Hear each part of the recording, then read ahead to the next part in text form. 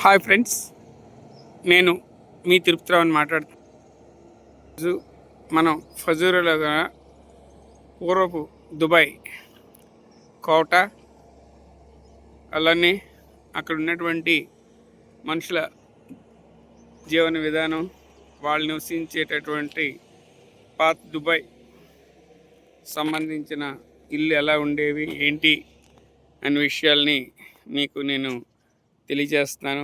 ఇవ్వండి, కోట ముందు 2 మరఫిరంగులు. అలానే ఇది కోట అంటే మంత్రి గారి కోట, రాజుగారి కోటల పైన ఉంది ఈ కోట. ఇలా కోట ప్రధాన ద్వారంలో అంటే అప్పుడు వీళ్ళ తాలూకు ఆర్థిక పరిస్థితి ఇంతే.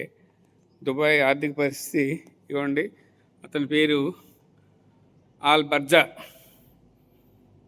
ఇది అది సమావేశ మందిరం, అలానే స్టోర్, ఇవన్నీ కూడా చూడవలసిన ప్రదేశాలు. ఇప్పటికి కూడా అందరూ వర్క్ చేస్తున్నారు, అక్కడ కట్టిస్తున్నారు. అటువంటి చూడటానికి విదేశస్తులు కూడా, ఫారినర్స్ కూడా వచ్చి చూస్తారు. మేము వచ్చిన టైం అయితే మంచి ఎండ. ఈ టైంలో కనుక ఎవరు కూడా విజిటర్స్ లేరు.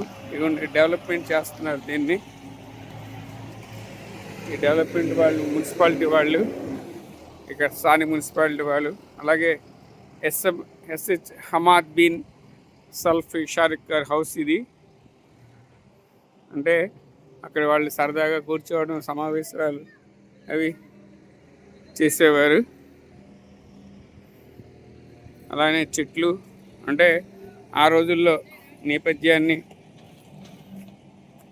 ఇలా ఉండేది. అలానే క్రీన్ అనే వీళ్ళ దగ్గర పనిచేసే ఒక ఉద్యోగస్తుడి యొక్క ఇల్లు ఇది. ఇది చాలా పురాతనమైన ఇల్లు.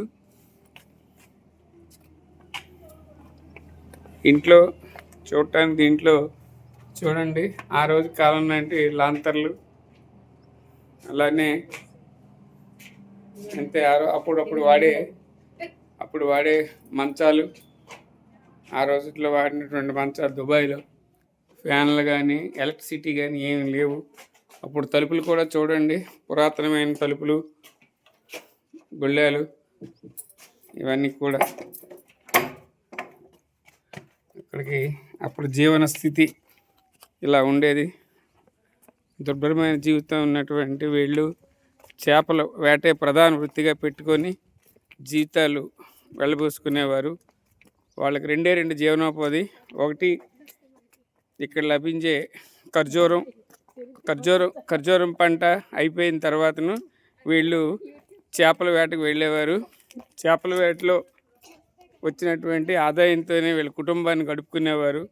అటువంటి స్థితిలో వాళ్ళు 6 మొత్తం రాజులు కూడా ఒకటై ఈ దేశాన్ని అరబ్ ఎమిరేట్స్గా నిర్మించి ఈరోజు ప్రపంచంలోనే అత్యంత ధనిక దేశంగా, టూరిజం దేశంగా వృద్ధి చేసుకున్నారు. ఇవ్వండి, ఇవన్నీ కూడా ఆ రోజుల్లో వాళ్ళ దగ్గర పనిచేసే వాళ్ళు ఉన్నటువంటి ఇళ్ళు. ఇవ్వండి, ఇక్కడ కరీన్ అని ఒక ఆయన, క్రీన్ అనే ఒక ఆయన ఉండేవాడు ఇంట్లో పరిస్థితి కూడా చూడండి. ఒక మంచం, ఒక చిన్న టేబుల్, ఎటువంటి ఎలక్ట్రిసిటీ కానీ ఏం కానీ లేదు. ఏవో దీపం బుడ్లు, అటువంటి వీటితోనే వీళ్ళ జీవనోపాధి బ్రతికేవారు. అది ఫ్యాన్ కాదు, అది కూడా దీపమని. ఇలాగున్నటువంటి వీళ్ళ శైలి, వీళ్ళ స్టైలు, ఈరోజు వీళ్ళ స్థాయి ఎంతో చక్కగా డెవలప్ అయ్యింది. అలానే చూడండి, ఆ రోజుల్లో మరొకటి కాల్వా అనే ప్రాంతం. అంటే ఈ నగరానికి ఇదొక చక్కటి, ఆ రోజుల్లో ఇదే చూడవలసిన ప్రాంతం. అలానే ఎంతో ఈరోజు కూడా దీని నమూనాని మరింత చక్కగా అభివృద్ధి చేస్తూ వీళ్ళు, అంటే కొత్త తరాలకి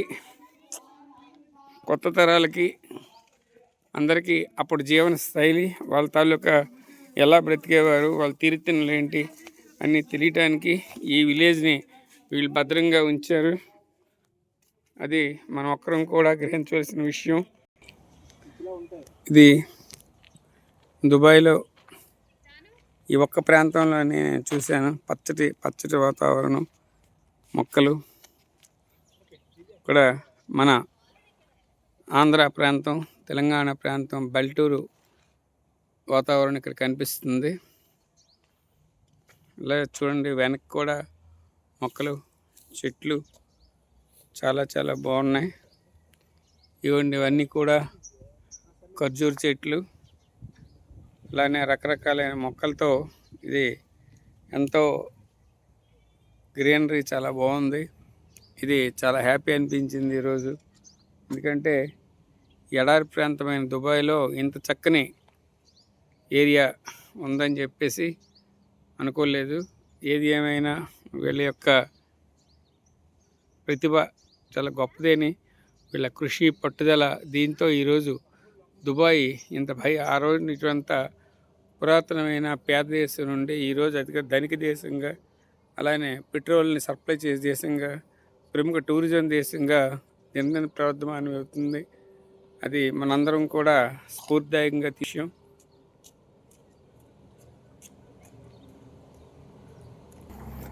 ఆ రోజుల్లో పాడుబడినటువంటి దుబాయ్ గ్రామంలో ప్రాంతం అలానే ఉండిపోయింది. అది చూడండి, ఆ దూరంగా కనిపిస్తుంది మసీదు. ఆ వెనక్కి కనిపిస్తుంది చూసారా, కొత్త కొత్త బిల్డింగ్లు, 20, 30, 40, 50, 60, 70, 80, 100 ఫ్లోర్ల వరకు ఉన్నటువంటి బిల్డింగ్లు. అవి కొత్త దుబాయ్. ఇది పురాతనమైన పాడుబడినటువంటిది. అంటే దీనివల్ల మనం తెలుసుకోవాల్సింది ఏంటంటే, ఏ ఒక్కరు కూడా, ఏ దేశమైనా, ఏ మతమైనా, ఏ ప్రాంతమైనా జీరో నుండే హీరో స్థాయికి వెళ్తుంది. ఆ రోజుల్లో ఈ దేశం ఎలా ఉండేది, ఈ రోజుల్లో ఎలా మారిందో చూడండి.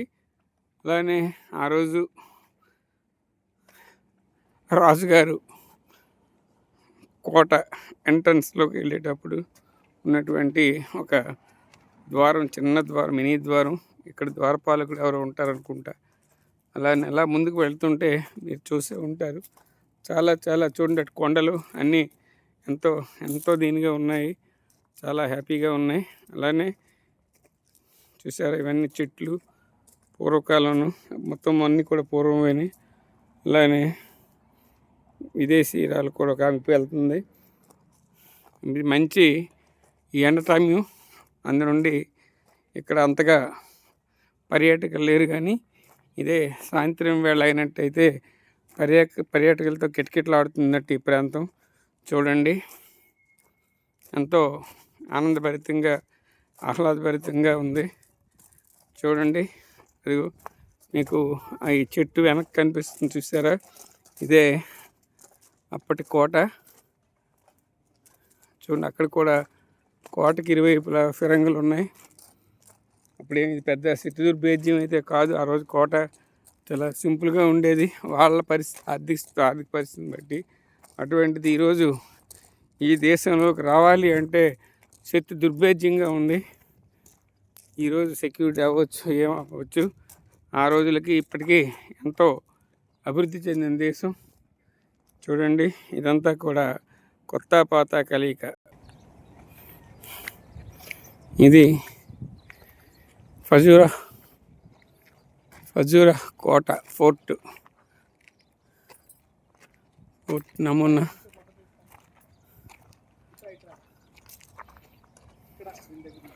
చూడు, అప్పుడంతా కొండలు,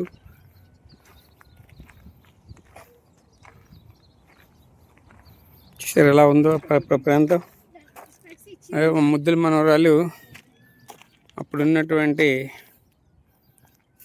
మర ఫిరంగి దగ్గర నిల్చొని స్టిల్ ఇస్తుంది.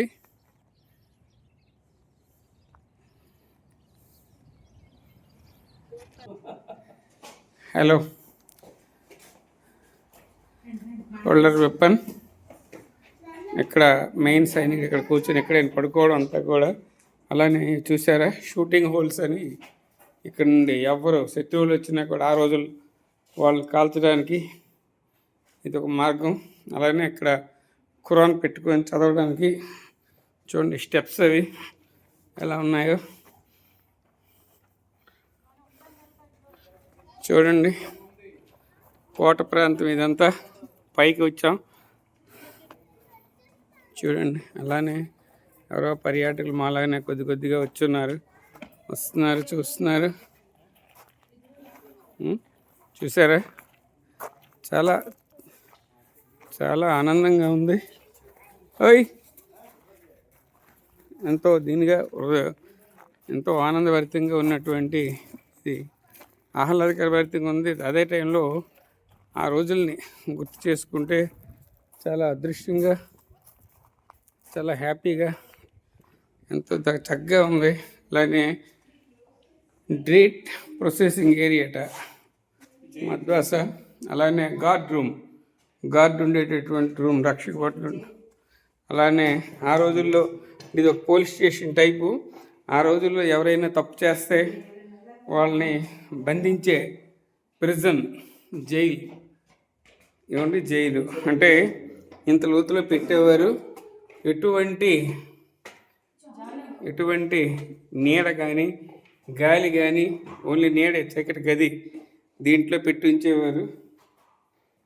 ఇది ప్రిజన్. ఇది వాళ్ళకి ఏమైనా యూరినల్స్ వచ్చినట్టు ఇక్కడ హోల్ ఉంది. ఇక్కడే అన్ని కార్యక్రమాలు చేయడం తప్పించేసి ఎటువంటి మార్గం కూడా లేదు. చక్కనైన ఇది ప్రాంతాన్ని ప్రతి ఒక్కరు కూడా చూడటానికి వస్తున్నారు.